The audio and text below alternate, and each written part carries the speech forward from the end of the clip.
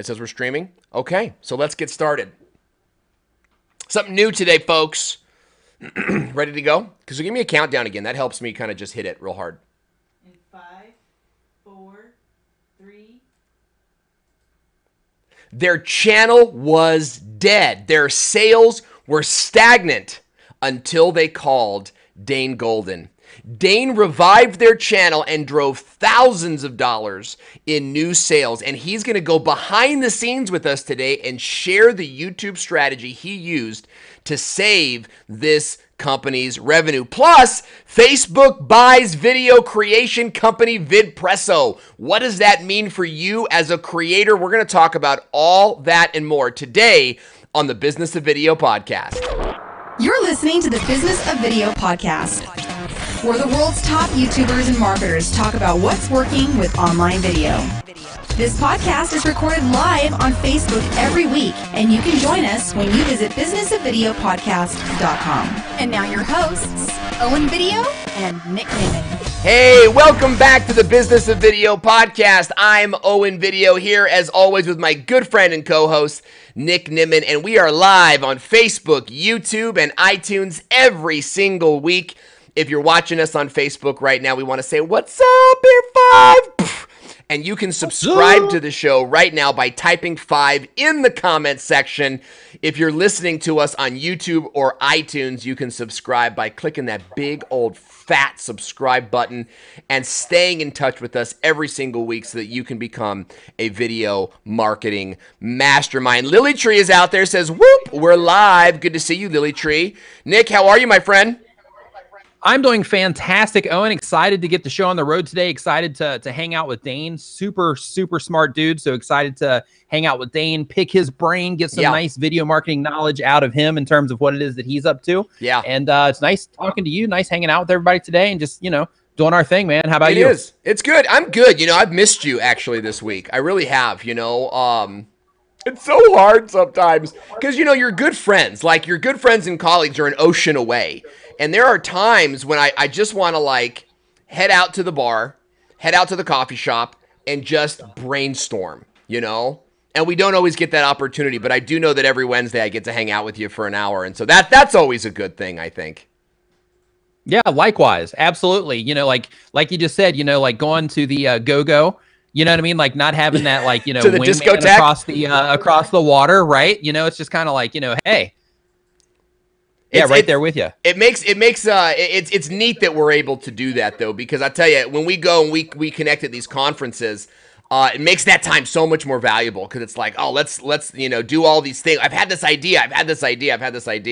So it's always nice to be back and chatting with you again today. I feel like my brain is ready today. I feel like my brain is hot because I don't know if you guys have a morning routine. Do you guys out there have a morning routine? If you're watching us right now or listening, let us know in the comment section. What are some of the essential elements of your morning routine? I want to know because I have this pretty dedicated system. I eat eggs every single morning. And I used to not care for eggs. To me it was like it's too much of a breakfast, right? Too much going on. But I learned that eggs are filled with fat and fat is good for your brain.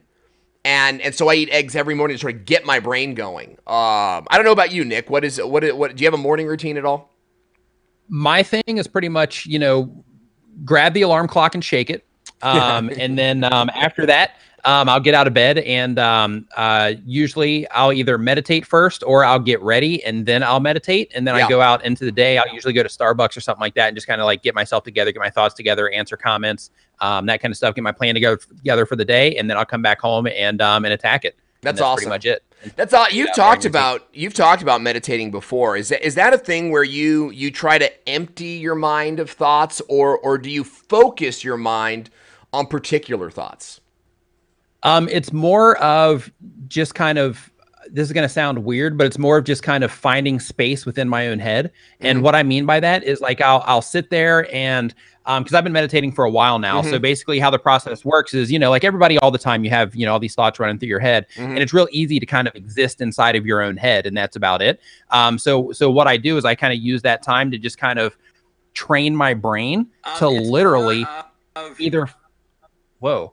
to either literally focus on what it is that I am thinking, or to focus on being able to pull myself away from thoughts and literally just kind of focus on what's happening like right here in front of me. Not here in front of me, but in the other room in front of me. And for me, like that's where it's at in terms of just getting that additional space in my own head to give myself room to breathe. Because, you know, like before I started meditating, you know, like I would carry stuff with me in terms of, you know, like if something happened throughout the day, I'd get, you know, a little bit upset about it or whatever, or something was difficult. I would carry it with me and I would be thinking about it for the next 15 minutes, 20 minutes, hour, the rest of the day, whatever.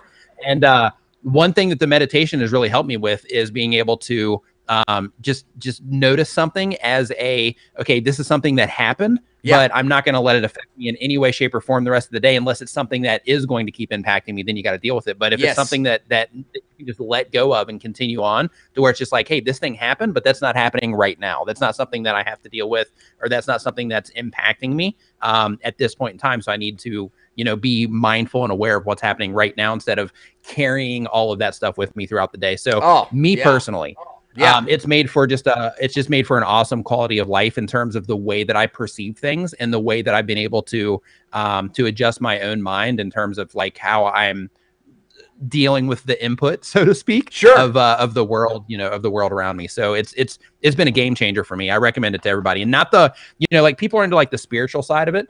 And which that's cool, you know, whatever people want to practice, but, you know, there's also a lot of hard science, behind meditation in terms of, the benefits that it can bring you. It actually, changes the way that your brain, operates, which is pretty cool. No, I've heard that. Meditation. And, you know, there's lots of different ways to do it. You know, what I try to do in the morning, and I didn't do it this morning. It's funny because I have this morning routine. I actually got it from Sean Cannell, recommended the Miracle Morning to me, and so I read it, and I've been going through that process. That Savers process is what they do, and it's S in Savers is silence. And so I try to wake up and engage in silence, where I am in control of my world, right?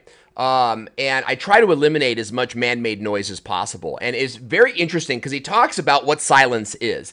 He says silence is not the absence of noise. His silence is the absence of man-made sounds, of the machines working, of the cars honking, and all these things that really trigger stress signals in our body, right? Would you agree? Like a car horn honking, even if it's not at you, we all kind of go, are you honking at me? You know? Right. And just taking a few moments to get grounded and recognize, you know, my place here. In my mind, it's kind of like, and I'll repeat to myself, I'm in control. I try to emotionally disconnect from the fodder of the day prior, you know, or even the stress of the day. And it's just like you said, I love what you just said. You know, it's kind of like, all right, this negative thing is happening, but that doesn't affect me from continuing to do what I need to do. And I don't know about you, I get really emotionally involved in the stuff that I do. And I have the tendency to take things real personally. So I like spending that time to just kind of get it out of the way. And it looks like a lot of our audience watching out there on YouTube and Facebook is saying the same thing. Kevin Basil is out there. He says, 2 great minds helping everyone. Thanks so much. Great to see you. Just Technology says, hello, Nick. Well, whatever, Technology. I guess I'm chopped liver. And then we've got the Geeky Drinkers is saying, I wake up, drink a glass of lemon water. Do you hydrate in the morning, Nick? Oh, yeah. I try to drink as much water as I can when I first get up for that reason, too, because water also helps you wake up. Yeah. And so, you know, in terms of like, you know, just getting your body hydrated, getting your brain going and literally just going through the process of waking up. Yeah. Your body has been starved and dehydrated for like 8 hours. Right? 12 hours if you're doing it with Jason. Rush Silers is saying meditation is always good. Doing it with Jason is saying meditation is amazing. Something tells me doing it with Jason, you're not meditating every day. I'm going to hold you accountable to that. Meditation is great for the mind. Spending that time just getting your mind ready for the day, I think, is valuable. Let us know about your morning routine. Aaron Garcia is saying, good morning, Owen and Nick. Great to see you. Dan Courier saying, hello, Owen and Nick. Congrats on your last video, Dan, by the way. You put a lot of energy and effort into that one. It's great to see.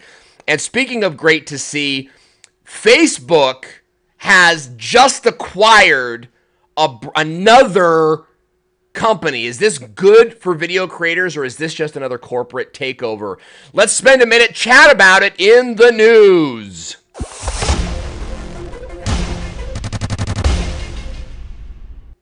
So Facebook recently has acquired Vidpresso. It's a 7-person team and their tech with the goal of making video more interactive. Now, I'm not sure if you guys are familiar with who Vidpresso is, but Facebook today told TechCrunch that it's acqui-hired Vidpresso, which means it's acquired / hired. People they're not letting anybody go, and Facebook has a tendency to do this. They did the same thing with Instagram, buying the 7-person team and its technology, but not the company itself. So Vidpresso will be no more. The features will be acquired by Facebook. The 6-year-old Utah startup. Very interesting because so much good stuff is happening in Utah when it comes to video creation. Devin Graham is out there. Daryl Eves is out there.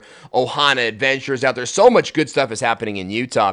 The Utah startups works with TV broadcasters and content publishers to make their online videos more interactive with on-screen social media polling, comments, graphics, and live broadcasting integrated with Facebook, YouTube, Periscope, and more.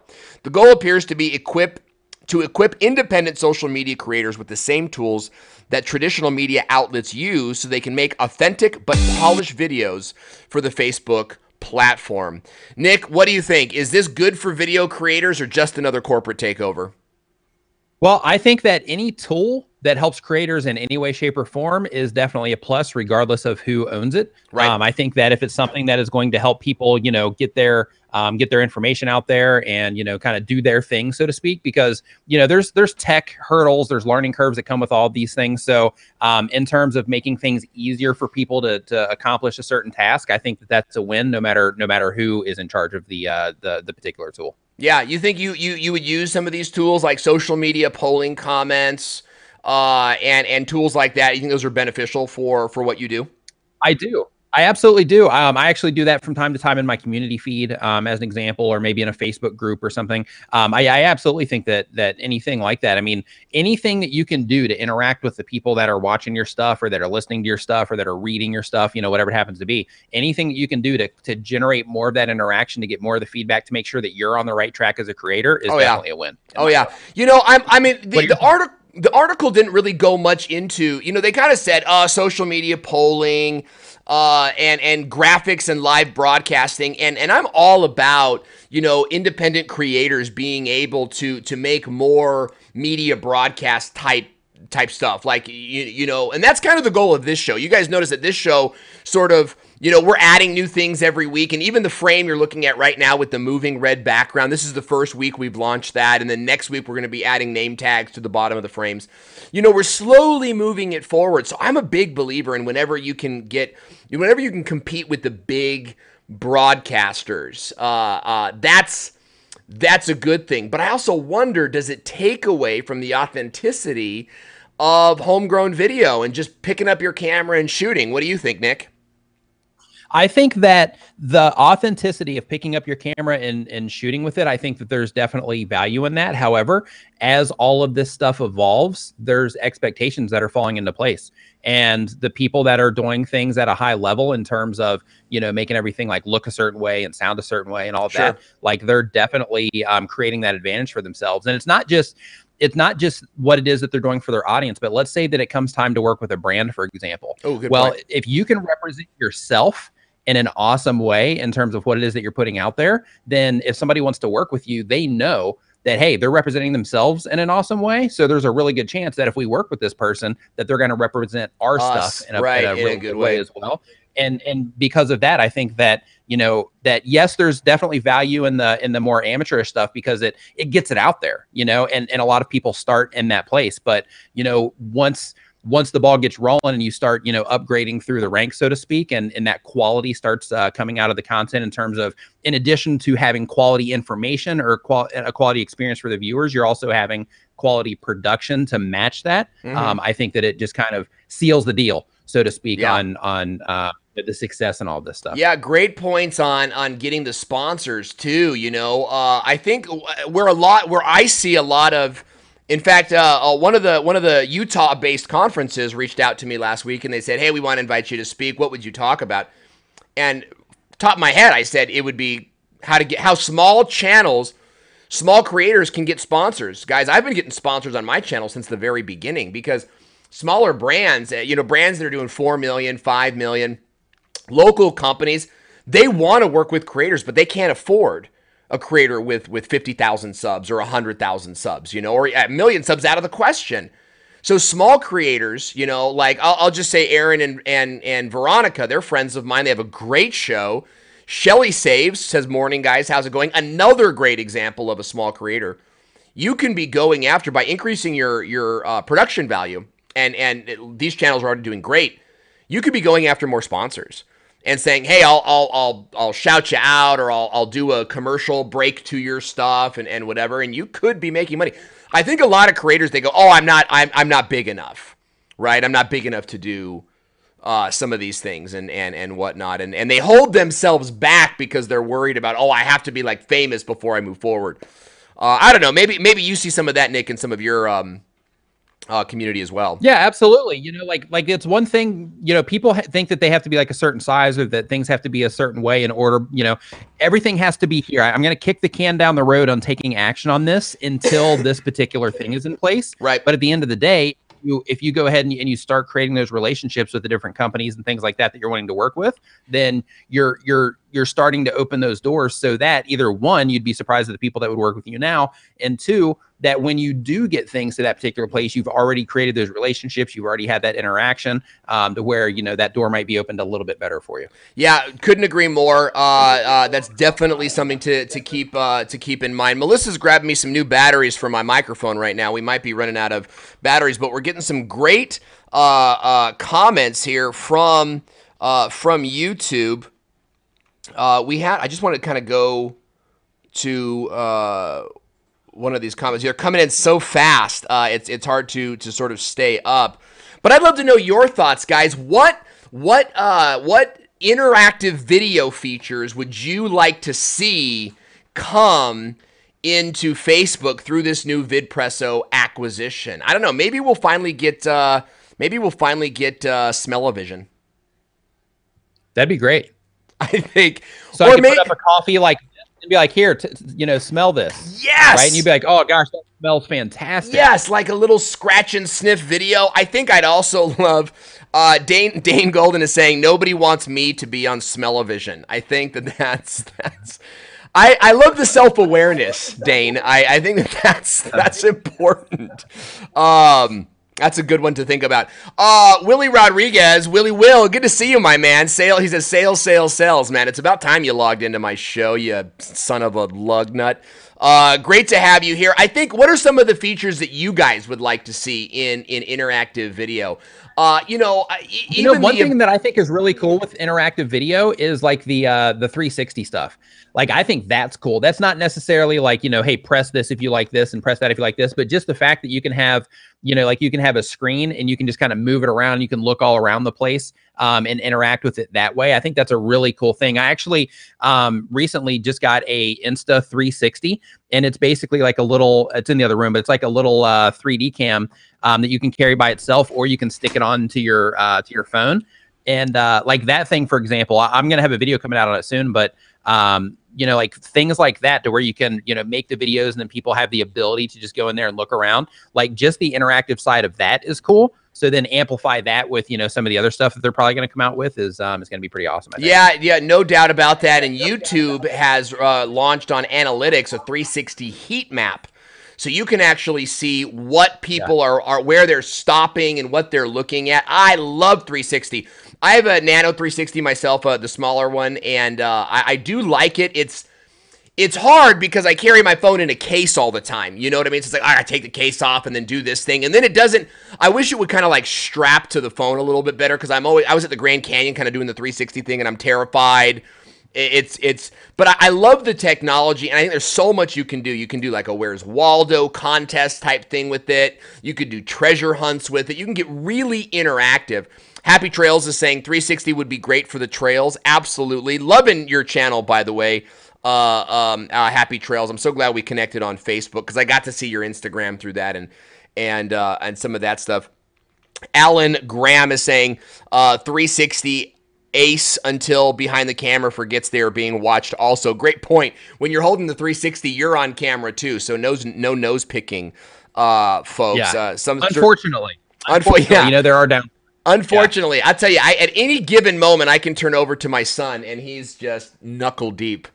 And it's one of the joys of being a kid, I guess. Well, I'd love to know what features would you love to see from this Vidpresso acquisition? Let us know in the comments section, and stay tuned, folks. We have a great guest today. Dane Golden is here. He's going to talk about how he took a company to $25,000 in revenue using the YouTube channel. We're going to come right back to meet with Dane, but first, we want to give a quick shout out to our sponsors over at Video Marketing World. We'll be back in a second. Do you want more effective video in 2018? Welcome to Video Marketing World, the marketing conference you can't afford to miss. We will be here. Learn from many of the best video marketers on the planet at the beautiful Gaylord Texan Hotel and Resort in Dallas, Texas. We're only inviting 500 attendees this year. Price goes up this Friday, and tickets are going to sell out quickly. Click the link to purchase your tickets now. Phenomenal event, Video Marketing World. Nick and I will both be there this year. I'll be speaking, Nick is speaking, and it's an amazing conference. And you can get your 2-for-1 tickets when you check out with our link. Just go to thevideospot.net/Video Marketing World. We have a great show for you today. One of my good friends, Dane Golden, is here on the show today. And Dane and I have been buds since the very first video marketing conference I ever attended back in the day. Now, before we bring him on, I know you can see him, but before we bring him on, we had a goal today. Our goal today was to reach 50 live viewers. And right now we've got 20 on Facebook, 20 on YouTube. I would love for you guys to share this video right now on your timelines or on Twitter. Maybe tag a few friends in the comment section. And let's see if we can get 5 more people on each platform so we can hit our goal today. We'd love if you did that right now. Dane Golden is a YouTube marketing and video SEO expert. He's a digital marketing strategist who specializes in helping companies drive conversion with YouTube and Facebook video using a content marketing approach. Dane is also the founder at hey.com. Dane, great to have you on the show today. What is your business all about? What up, Owen and Nick? How are you? Thanks for having me on. What's up, Dane? Nice to see you on here, man. Pumped to dig into your brain today. Yeah, I was going to do a super chat to bribe you for having me on. I really appreciate it. So our goal at hey.com is to get your customers coming back to your videos again and again by sharing your expertise. And it's as simple as that. We're taking what vloggers are doing, tutorial vloggers, which you guys might fit in yourselves, but help that to a lot of different businesses. So we help businesses learn how to do that. Sometimes we train, sometimes we manage their channels. That's what we do. Great. So you're kind of like running, like whatever the client needs is sort of like what you do. No, we really want to help them from a how-to perspective. So talk about that. What does that mean, a how-to perspective? Well, for instance, on YouTube, if you look at Google Trends, what are people, if you compare the words what to how or how to, on YouTube, people are searching for how to do things. Yeah. And this is particularly related to the client I wanted to talk about today, Metal Rescue Workshop Hero, because they're a DIY product. They help you de-rust things toxicity free. Oh, great. But for any company where you can demonstrate something, people are searching for how to do something. They're searching on Google, certainly, but they're also searching on YouTube. And as we know, sometimes those YouTube results come up in Google as well. Yeah. So people want to know how to do things. And if you're a company that solves a problem and you can demonstrate that through video, whether it's a tactile product that's sold for DIY into Home Depot, or it's a software product, this is something that people are looking to learn how to do. If no one's looking to solve a problem that you solve, you may have another problem in your business. Yeah, like with your business in general. Very interesting points. And if you've got questions for Dane on how to sell product or how to create a how-to channel, let us know in the comment section. We'll be sure to get to your questions today. So talk to us. What I'm really interested in digging into this e-commerce case study. When we talked, because Dane, you and I have been friends for a while, and wanted to bring you on the show because you're doing such great work in actually creating a real world result. So if you can, walk us through the case study of this de-rusting, because I'll tell you, it doesn't light my fire, right? I mean, I love... Who cares, right? Right, it's like de-rust. I mean, I don't get out of bed for de-rusting. I don't even know if I have rusty anything, right? So how do you take sort of a bland everyday product and put it in front of people? Walk us through what you did. Every product is bland until you have a problem you need to solve, right? Great point. Great point. If you have an accounting problem, what's more boring than accounting? Except if you don't have enough money, that's a very exciting problem. Yeah, keeps you up at night.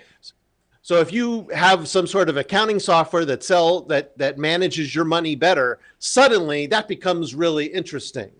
So as with YouTube, a lot of people are looking to solve problems. And if you're not, the type of person that is refurbishing some metal work, or you're not the type of person that's restoring a vehicle, or you're not the type of person that's doing home, I don't know why I'm missing the word, right? Helping to improve your home, then maybe this is not the product for you. But if you're looking to solve a problem, and we found this actually for this client, Metal Rescue, a lot of people were looking how to remove rust, but they were saying with vinegar or with molasses or with Coca-Cola. I've seen that. Sure, the rusty bumper trick, right? You pour Coke on your rusty bumper and it's supposed to remove it. Drink up, by the way, folks. It's good for internally. But what I wanted to say is that we found a way to compete with a free product by showing them head to head. So developing Metal Rescue versus vinegar to show that this can actually be destructive to the free option can be destructive and not as effective. And if you're spending a lot of money on something, you want to do it the right way, don't you? Yeah. Yeah, that makes a lot of sense. In fact, Cutting the Caboose, if you could put that comment back up. Cutting the Caboose, good to have you here. I'm not sure we've met. It's great to have you here. She said, a few weeks ago, I had to de-rust the hinges on an old ladder, and suddenly de-rusting was the most interesting thing on the internets. Great point. Good point. Great point about that. So that's kind of exactly what you're talking about.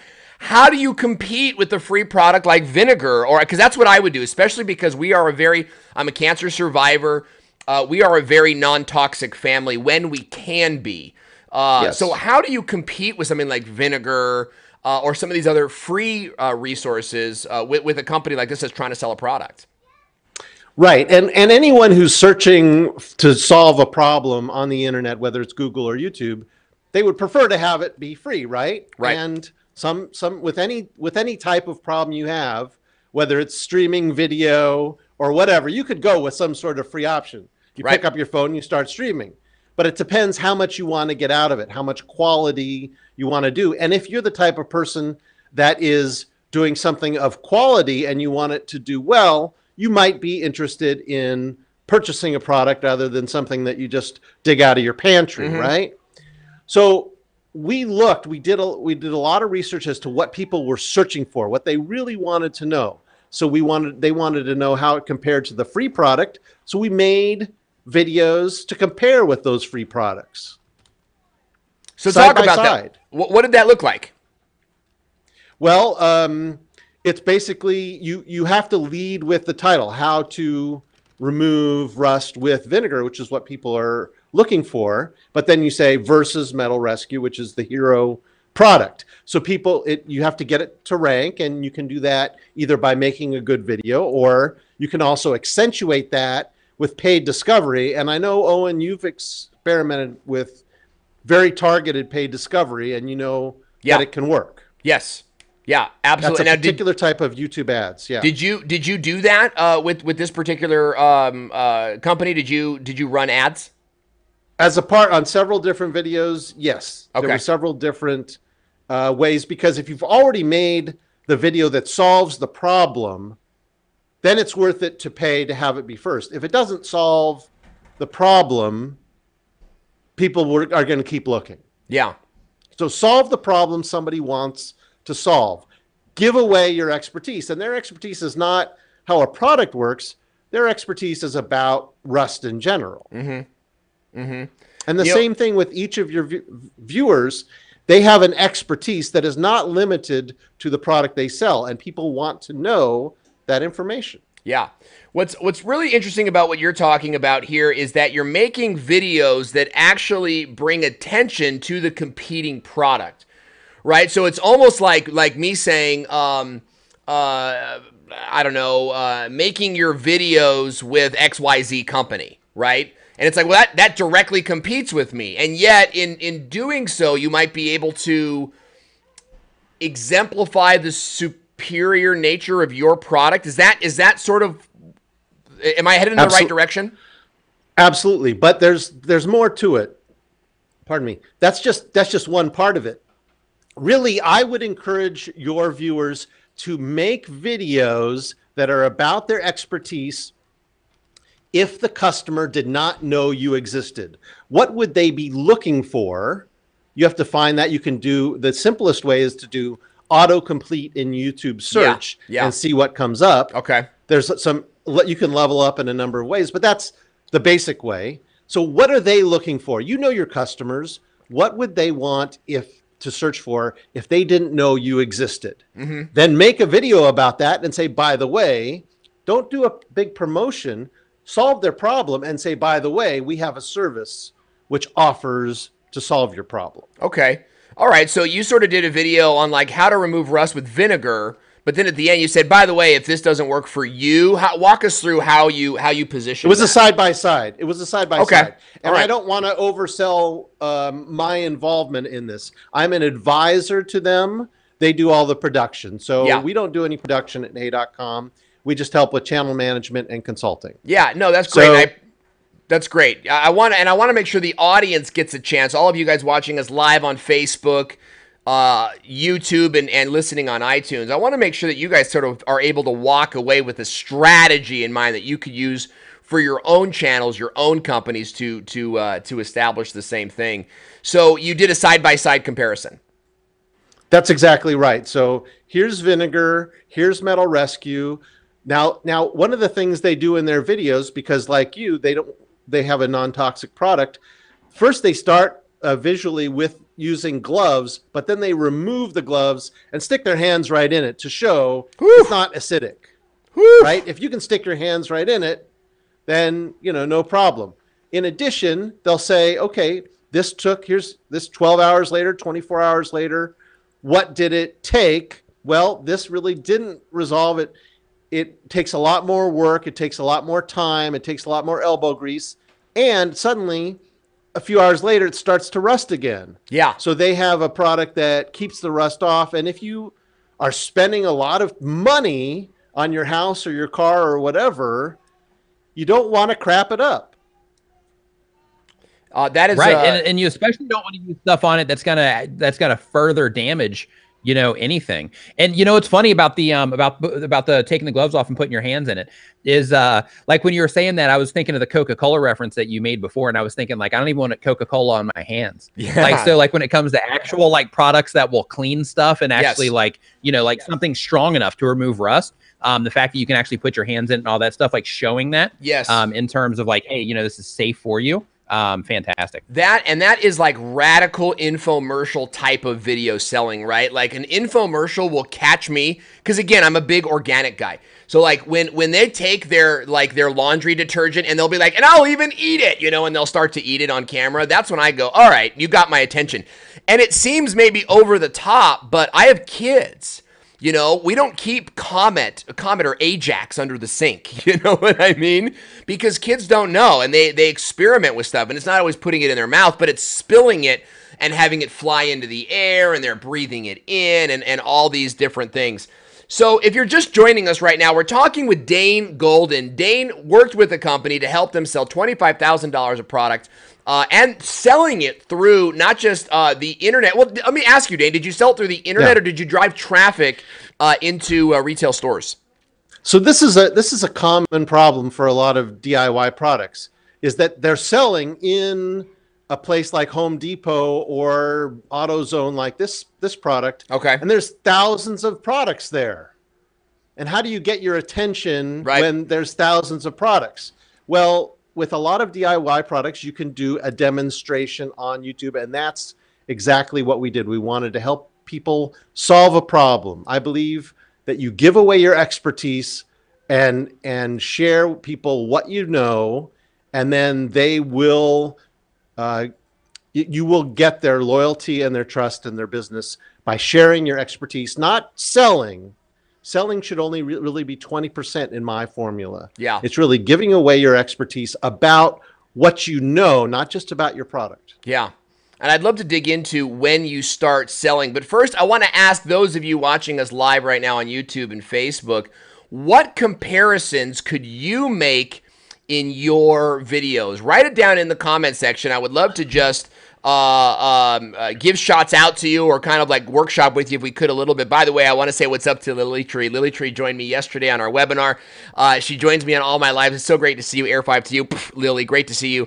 Jarhead6 is watching, and I know that Jarhead, you have a home defense channel and a gun channel, kind of going through some hard times, since the new YouTube algorithm.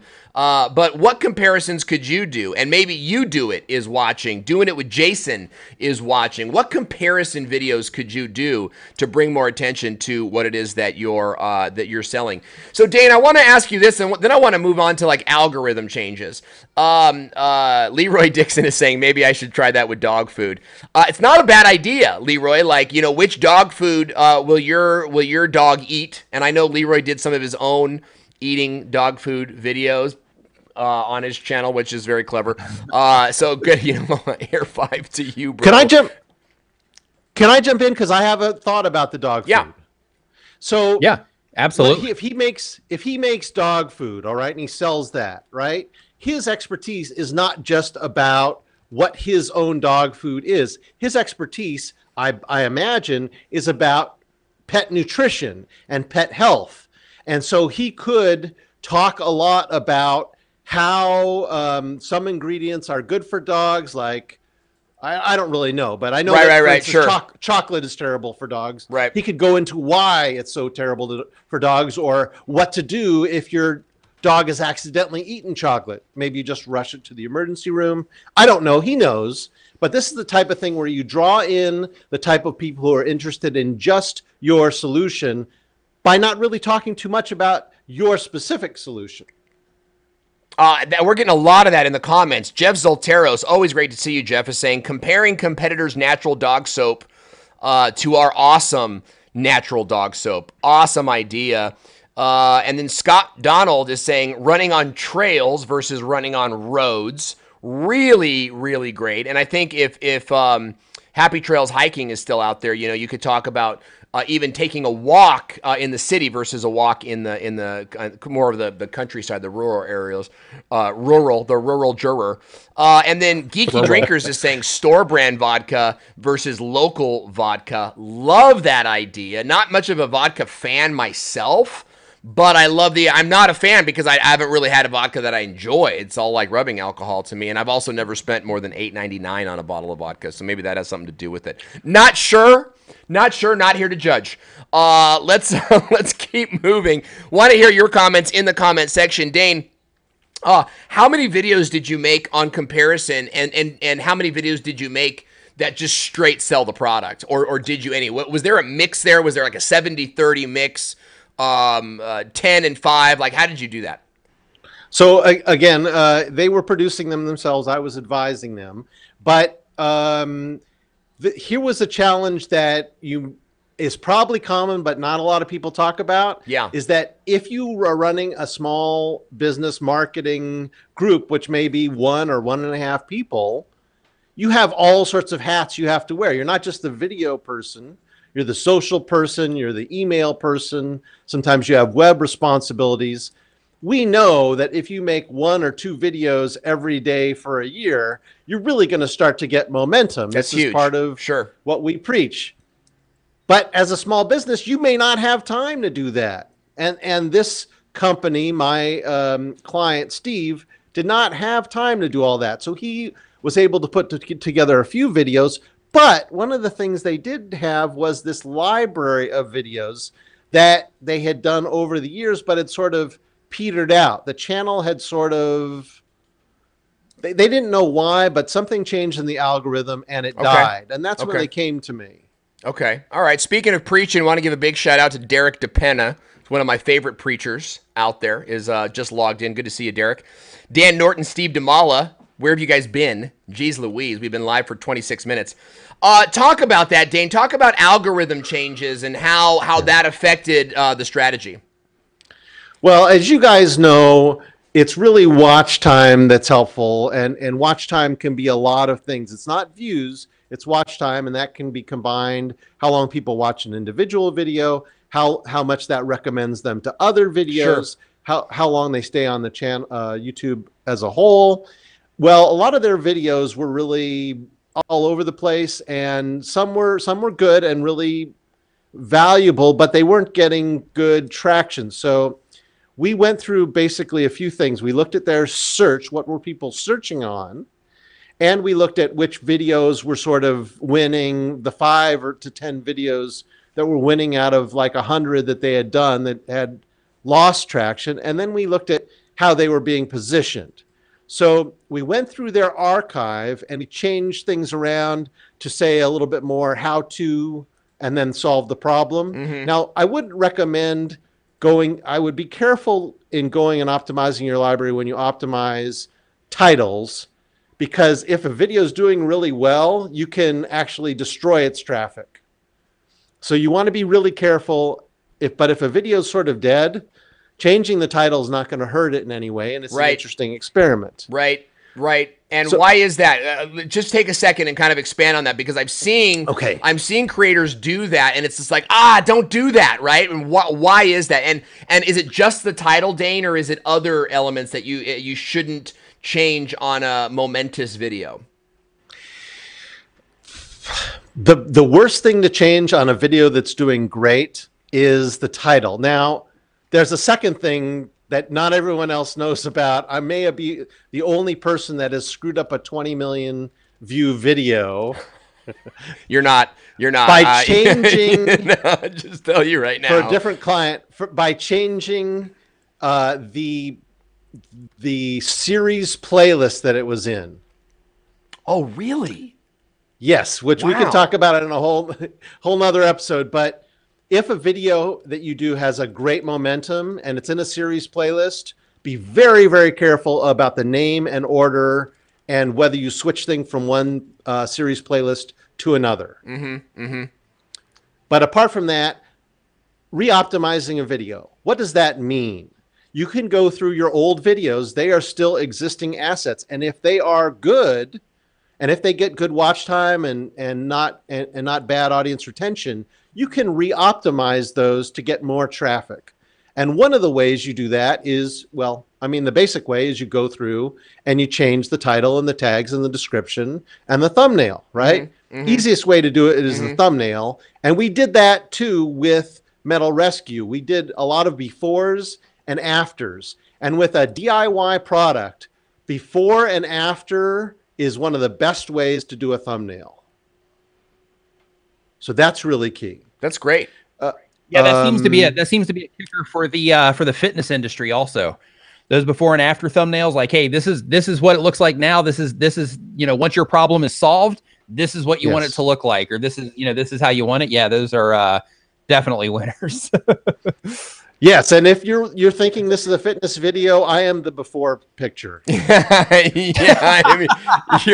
Your consummate before picture. That's actually not a bad idea for a video, like as a gig. It's like, hey, do you need a before picture for your fitness company? You can hire me and I'll be your year before. So then how do you adapt, Dane? Like when there's these changes in the algorithm, when you re-optimize things. Molly Mahoney logging in, you son of a gun. Pff, great to see you here, Molly. How do you adapt to those changes? Like, we started talking about this. Let's get into that a little bit. Like, how do you're having success with the video? It drops. Yeah. What do you do?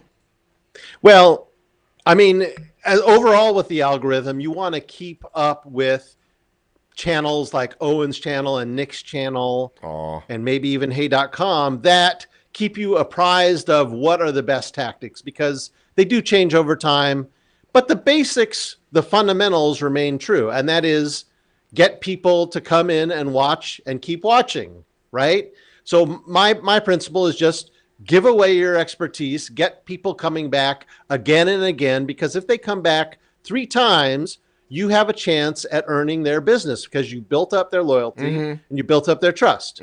So that's really the fundamentals. And this is what, for instance, Nick does on his channel every day, right? He just keeps people coming back, and he's built this thing. And my videos are a lot more like his, and what I advocate for how-to products is a lot more like his channel. We just basically imitate what he and a few others do, except we adapt that to brands. Fantastic. So, nice. Yeah. Like on that concept, like I've been able to build, like springboarding off of that idea. Like I've been able to build my whole channel and been able to like amplify every aspect of what it is that I'm doing from leaning on everything it is that you're talking about right now. So yeah, so absolutely, totally on board with that. Great. We believe brands should copy tutorial vloggers, if I will, like Nick, and then that doesn't mean do that exclusively. The live things that you're doing right now, Owen, are very valuable, but that's just not the area we specialize in. Sure. No, and it's a different strokes for different folks, right? It's like, what are you trying to accomplish right now, and then what is the best strategy for accomplishing that thing? In an e-commerce case, this approach that you use was very successful. And I think the numbers you told us was like $25,000 in improved revenue. Is that correct? I'm not sure where that number came from. I don't think I gave you that number, but they're doing great. Okay, well, we'll go with that. Maybe the producer, maybe we found a number somewhere. I thought that was Dane provided, but we do know that the campaign had tons of success. And Dane, you're doing lots of great stuff. You're not just building your own channel. You're not just working with clients. You're working with other great YouTube educators and coming alongside them in their and helping them to grow their clients. You're speaking at events. And I just saw Video Marketing World. That's right. Dane's going to be at Video Marketing World, and always a great presentation to hear from Dane, because Dane is where I rely on my energy. Dane has got not only great energy but great stats, and he's a much better PowerPointer than I am. So come down to Video Marketing World, say hi to me, but make sure to jump into Dane's presentation. But I also saw on LinkedIn that you and Brighton are opening, you're opening a video space, creative space. Talk a little bit about that before we go. Nice. Well, let me tell you. Yeah, let me tell you what we do here. So Brighton West is a friend of mine, also lives in Portland, Oregon, where I live, and I work in a co-working office. Yeah, and it's WeWork, and it's a big building in an old custom house. It's really cool. And so what I decided to do in partnership with WeWork is bring all my video equipment and make a publicly shared video studio that anyone can use inside the building, office building. Yeah. But I think what's relevant about that is that if you're a business and you've got, say, 20 to 100, 200 people, maybe more, and you want to do video often, what can you do to build a studio in your office? Maybe you can use a unused office like this one here. Sure. Let me just pan my webcam around, if I may. Yeah, please. absolutely. Yeah, please. Okay, so I'm taking it off, and it may get angled a little wrong. shaky here. It's better to ask forgiveness than beg permission. That's my model. Amen. Right there with you. as somebody who just has glasses here, I like to have light on either side here. So I just arrange it this way, and other people can come in. I've changed out the complex fluorescence for LEDs, so if it rolls over and breaks, no big deal. I just have, my mic and a few other things. I have a towel over a desk. I have a lot of blankets and cardboard here and things to prevent noise. And it's just a little office, and anyone can do this with a few $100s or less to set up a very basic studio so that people at your company can come in, they can shoot a video, even do like a Skype call or whatever the thing is. Awesome. And just look a little bit more pro. Yeah.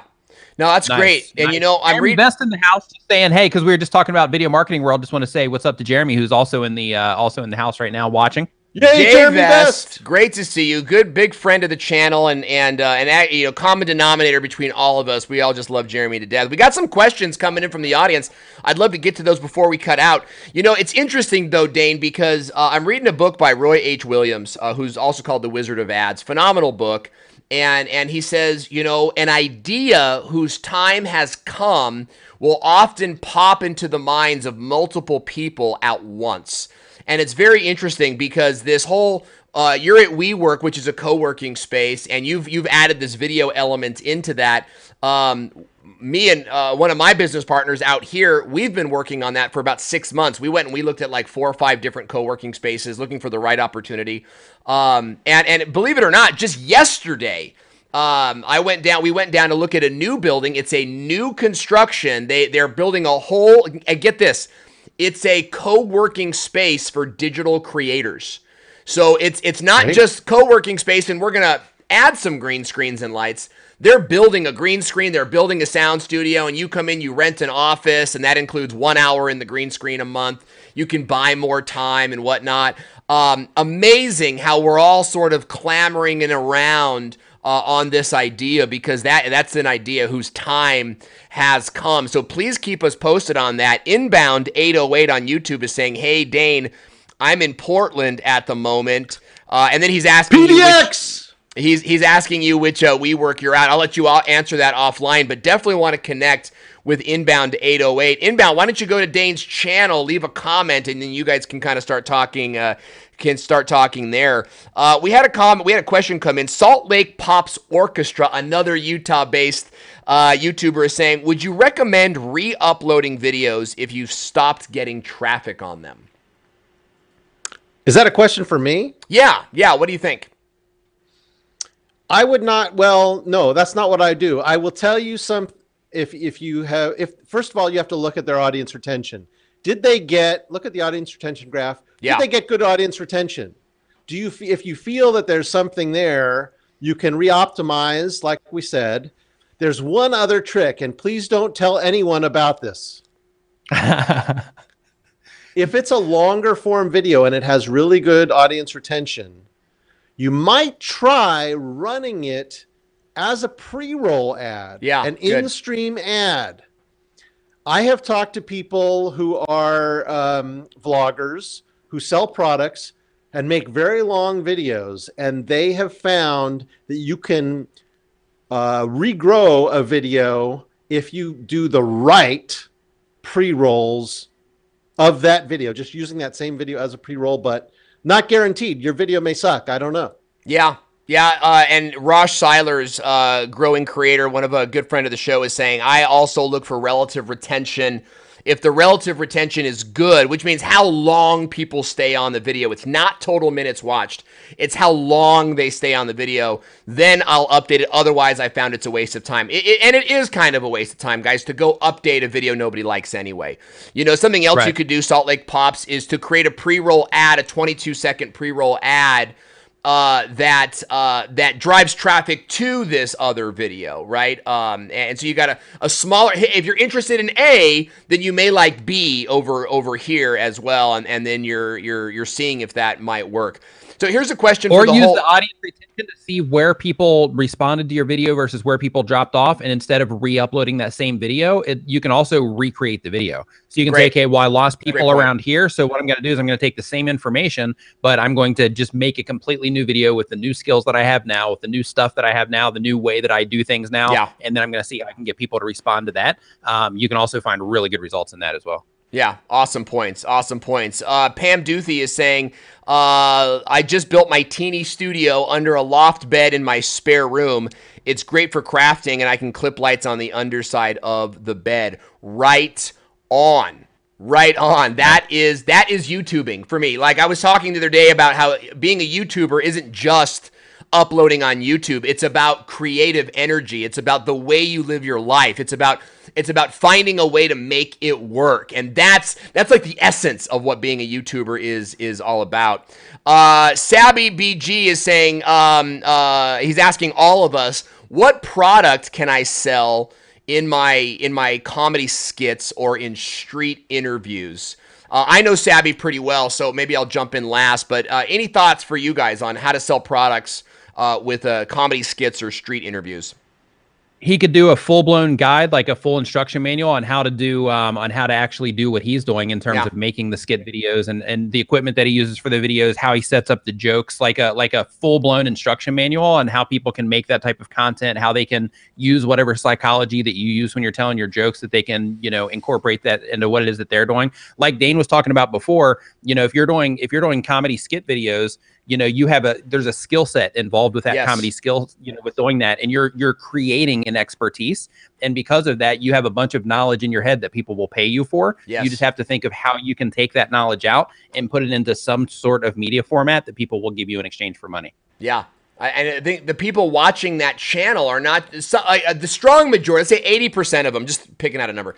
Let's say 80% of them are just watching for the entertainment, but 20% of them are probably YouTube creators themselves or want to be someday. So they're watching your skits and your stuff, and they're saying, "I want to do that someday." I know for me, watching SNL as a kid, when I would watch SNL, I mean the 70s, on a black and white. We had a black and white TV in my room when I was a kid. We would watch SNL on UHF, on the UHF station. And I watched these. I was deconstructing the skits because they were funny, but I wanted to learn how to do skits. And so that was a big point for me. Dane, any thoughts for Sabby?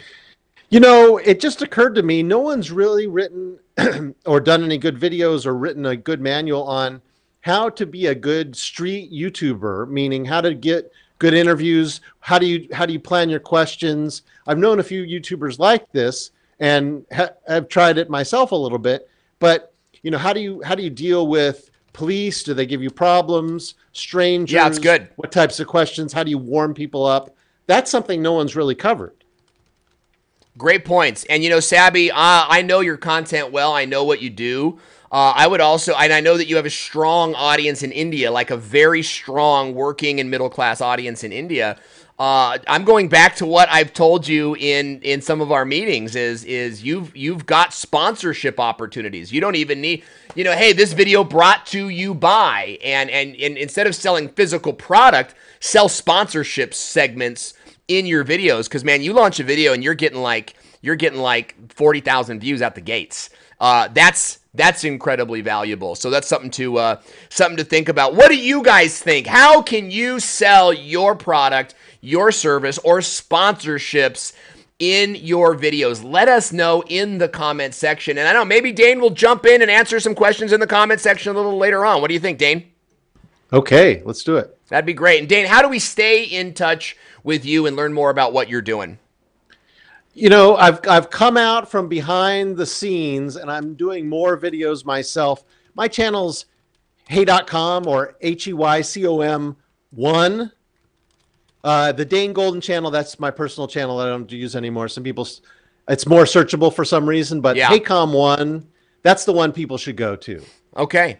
Hey.com, 1 on YouTube, and hey.com on the internet. Dane, great to have you on the show today. I hope you'll come back in a little bit and update us on what you're doing next. Thanks very much, guys. Thanks for coming on, Dane. Awesome talking to you, man. Got good notes, too. Yeah, good. We're gonna sell those notes. We're gonna sell those notes on a ClickFunnels page. Maybe Savvy. Maybe you can sell Nick's notes in your in your video next time. Hey, we want to give a big shout out to Dan Norton, who says you got it all on UHF. Don't try to out Weird Al me, dude. My family probably watches that movie UHF 4 or 5 times a month. It is a staple in this house. Raj Silers is saying, the 70s. Salt Lake Pops is saying Roy H. Williams is a good friend. I love Roy H. Williams. I want to connect with you, Salt Lake, on Facebook if we can, so please add me. Happy Trails Hiking is saying Owen Video did the brought to you by today. That's right. Today we're brought to you by the Video Marketing World Conference. Paul Peck, Drywall Tube. Amazing channel, guys. You want to know how to do how-to and do-it-yourself stuff. Paul Peck is absolutely killing it. Lily Tree says, thanks, Dane. Great to see you over there. Jeff Salteros watching on Facebook. Anna D'Onofrio, Jeremy Vest, April Roga, and our good friends over at You Do It. So glad that you were able to join us today for another episode of the Business of Video podcast. Be sure to subscribe to the channel if you're watching us on YouTube or listening on iTunes. And if you're watching on Facebook, type 5 in the comment section right now. It'll subscribe you to our chatbot, and we'll send you an update every time we go live. Thanks for joining us today on the Business of Video podcast. We didn't reach our goal. We didn't hit 25 and 25. We busted 25. We got more than 25 on YouTube, but we didn't hit it on Facebook. Next week, we're going to do it, though. We're going to do it, guys. And you're going to be a part of that. Nick, great to have you on the show. I can't wait to connect with you again next week.